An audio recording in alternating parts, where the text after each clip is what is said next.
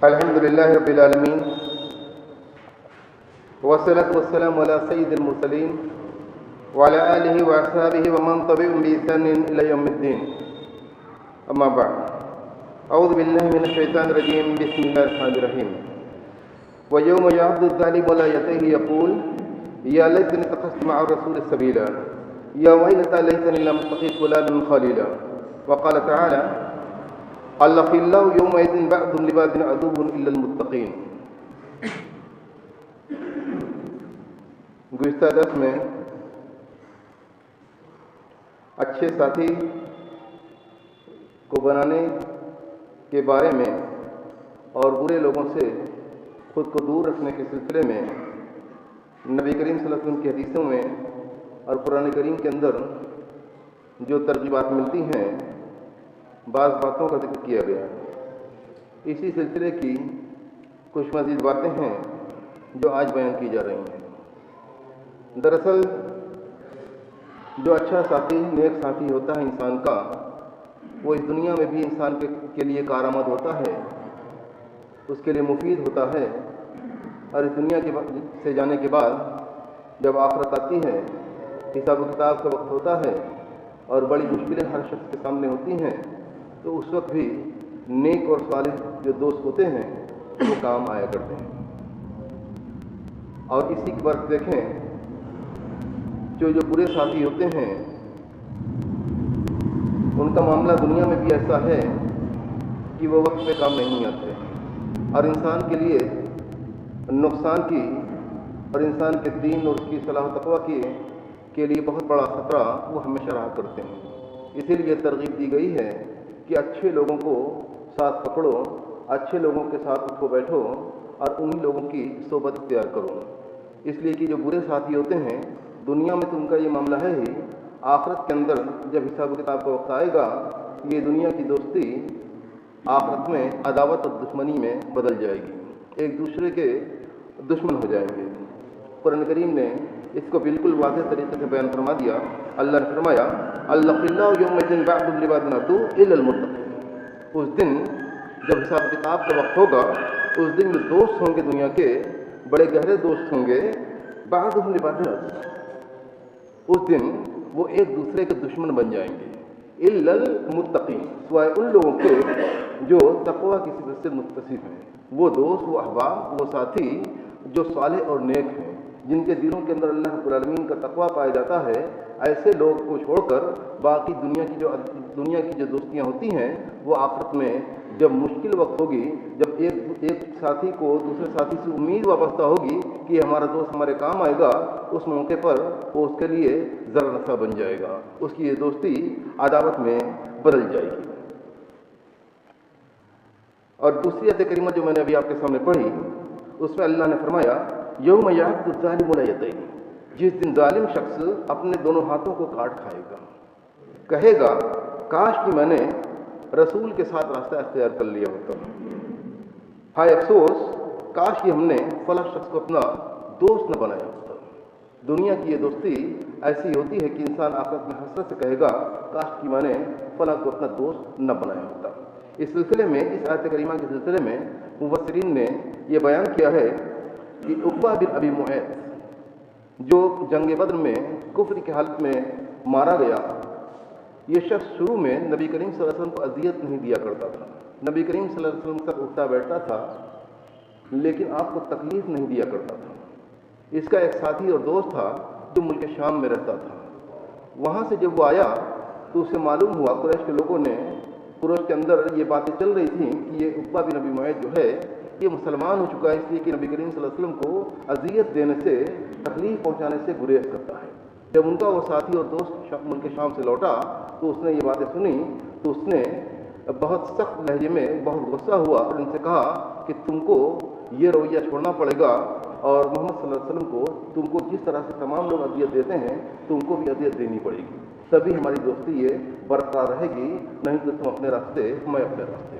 تو اس نے اس دوست کا کہا مانا اور نبی کریم صلی اللہ علیہ وسلم کو اذیت دی. انجام کیا ہوا کہ وہ جنگ بدر میں کفر کی حالت میں مارا گیا.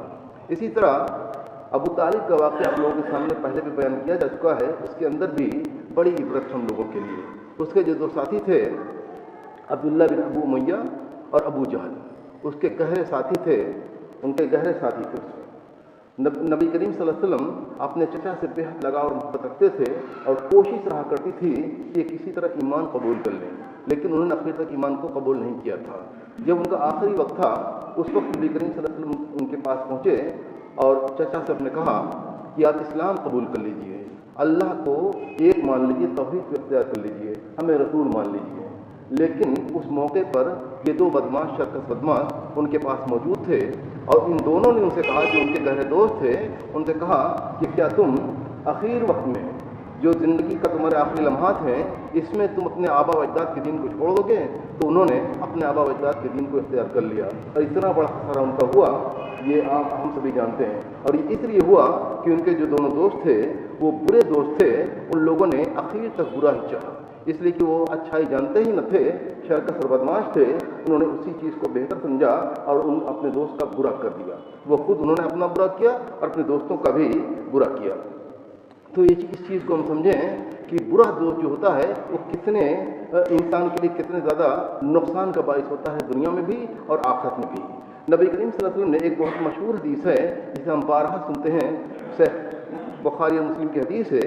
इसमें आपने फरमाया है, मसल जलीस सालिह वसुई कहामिल मिस्क व नाफिकुल कीर, फहामिल मिस्क इम्मा अन युज़ियक व इम्मा अन यतक़त्तअ मिन्हु व इम्मा अन तजिद मिन्हु रिहन तय्यबा व नाफिकुल कीर इम्मा अन युहरिक़ सियाबक व इम्मा अन तजिद रिहन खबीसा।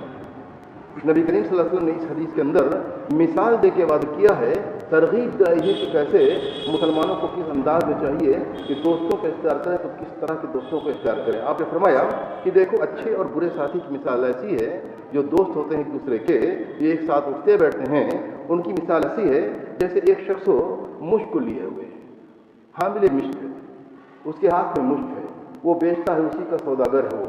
उसके पास अगर आप रहेंगे तो उसकी खुशबू से मुस्तफ़ीद होंगे, वो देगा भी तुमको, दोस्त है तो तुमको हदिया भी देगा, तुम चाहो तो उससे ख़रीद सकते हो, इसलिए कि वो सौदागर है, वो उसको बेच रहा है।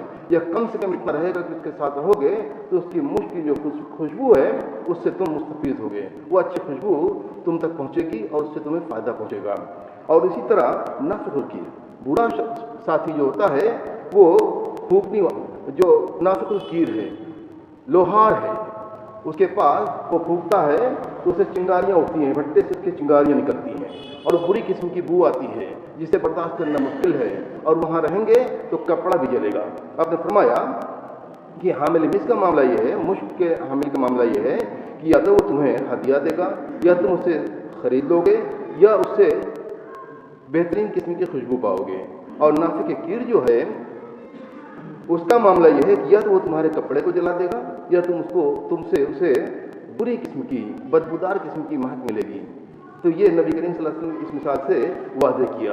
क़ादी इयाद रहमतुल्लाह ने इस हदीस की शरह में लिखा है, फ़ीह तजन्नुब ख़लक़ इस्सू व मुजालहतुल अशरार व अहल बिदअ वल मुक़्ताबीन लिन्नास।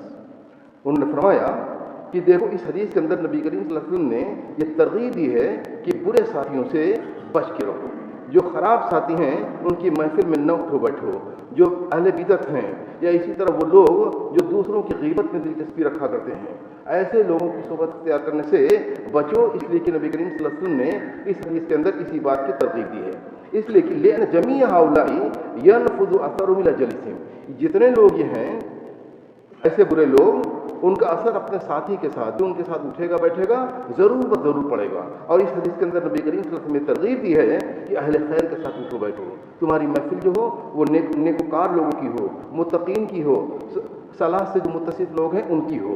व तलक़्क़ी इल्म व अदब, उनसे इल्म भी सीखोगे, अदब और तरीक़ा भी सीखोगे, हिदायत की बातें मालूम होंगी। वल अख़लाक़ अल हमीदा, और बेहतरीन किस्म का अखलाक जो साथी के पास होगा, अच्छे लोगों के पास होता है, उनके साथ उठोगे बैठोगे तो ये चीज़ें भी तुम्हें हासिल होंगी। इस ज़माने की महफिलों के अंदर हम गौर करें तो बहुत सारी महफिलें तो ऐसी हैं इस ज़माने के अंदर कि इंसान तन्हा होता है, अपने कमरे के अंदर होता है, लेकिन महफिल सजी होती है, बहुत सारे उसके साथी होते हैं जिनसे वो रब्त में होता है, टच में होता है, नेट के ज़रिए। बहुत सारे ऐसे रवाबित हैं جن کے ذریعے انسان دوسروں سے ٹچ میں رہتا ہے، گفتگو کرتا ہے، چیٹنگ کرتا ہے، لیکن وہ تنہا ہوتا ہے۔ یہ محفل بھی اسی طرح کی محفل ہے جس سے انسان کو اجتناب کرنا چاہیے۔ ایسے لوگوں کو اختیار کریں، چیٹنگ کے لیے ایسے لوگوں کو پسند کریں جو نیکوکار لوگ ہیں، جو علم ادب سے متصف ہیں، جن سے تمہیں کوئی فائدہ پہنچ سکے۔ ایسے نہیں کہ ادھر ادھر کی بکواس ہوتی رہے، ادھر ادھر کی باتیں کا لین دین ہوتا رہے، اور سماج کے اندر جو فحش باتیں پھیل رہی ہیں، جو بری باتیں انسان کی زبانوں پہ آتی ہیں، گالی گلوچ کی باتیں، تان تشنیع کی باتیں، ایک دوسرے کی غیبت چغلی کی باتیں، ان سب سے انسان بچا رہے گا۔ یہ ایک بہت خطرناک قسم کی محفل ہے جو سنگت، جو دوست احباب کسی محفل کے اندر بیٹھتے ہیں، اس سے کہیں زیادہ سنگین یہ چیزیں ہوتی ہیں کہ اس موقع پر انسان بہت طرح کی باتیں کرتا ہے جو فحش بھی ہوتی ہیں، گندی بھی ہوتی ہیں، حرام کے دائرے میں آتی ہیں، اور غیبت چغلی کے انداز کی ہوا کرتی ہیں، اور فاحشہ کو معاشرے کے اندر پھیلانے کا وہ کام کرتے ہیں۔ تو ان چیزوں سے بہت زیادہ بچ کے رہنا چاہیے، اس لیے یہ بھی اسی ضمن میں آتا ہے۔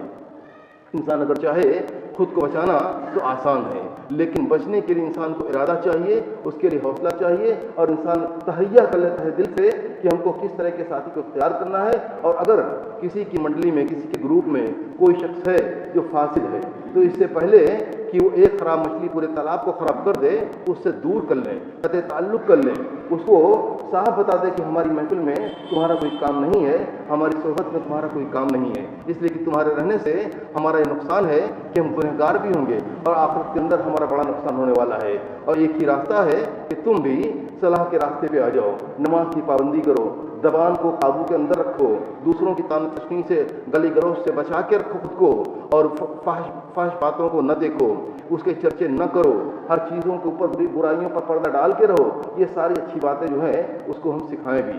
اگر وہ نہیں سیکھتا، بضد ہے، تو اسے صاف کہہ دیں کہ تمہارا ساتھ اس کے بعد نہیں ہو سکتا۔ اللہ رب العالمین سے دعا ہے کہ ہم سب کو بہتر سے بہتر ساتھی نصیب کرے، اور برے ساتھیوں سے بچنے کی توفیق دے۔ اس سلسلے میں ایک بات اور کہوں کہ ایک بہت مشہور قول ہے جو حسن بصری رحمہ اللہ کی طرف منسوب ہے، انہوں نے اس میں یہ بات کہی ہے کہ کثرت سے اچھے لوگوں کو دوست بناؤ، اس لیے کہ اچھے دوست آخرت میں کام آئیں گے۔ تو دنیا کے اندر رہ کر دوستی کو اختیار کرنا ہے، ساتھ کو پکڑنا ہے، تو اچھے لوگوں کو اختیار کریں، ان سے روابط کو بڑھائیں، اس لیے کہ اس سے دنیا کا بھی فائدہ ہے اور آخرت کا بھی فائدہ ہے۔ وآخر دعوانا ان الحمدللہ رب العالمین۔